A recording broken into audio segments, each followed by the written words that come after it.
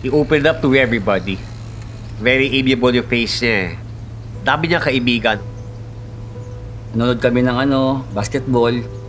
Banding namin yung sinasama niya ako sa mga laro. Generous yun. Gentle giant nga siya eh. Isusubo na nga lang niya, bibigyan niya pa. Sasabi ng mga ibang tao na, wow yung parang mag-ama, parang pareho Carbon copy talaga yung mag-ama. Close na close talaga. Ang natutunan ko sa kanya ay huwag mo patinag na walang pangarap na di kayang abutin. Support niya sa akin is, it's really great. Hindi na ako kailangan humingi. I feel na he cares. Nandun siya lagi para sa akin, para ma-encourage ako na game, fight ulit.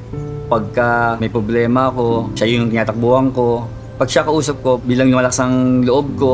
Even at my age, I am not as brave as him. But I want to be.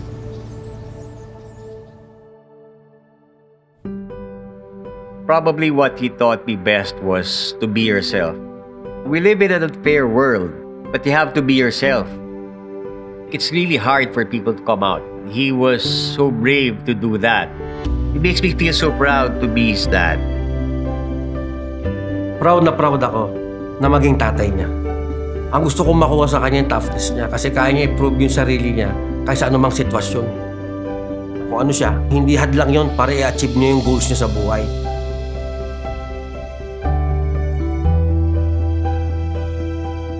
Napakasipag niyan, napakatatag niya, tsaka malakas ang loob. Sobrang proud na proud ako sa kanya.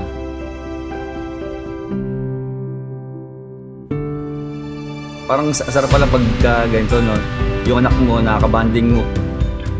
Proud ako na anak mo marunong tumugtog tulad ng dad niya. He's the man that showed me what courage is. I am very, very proud of my son.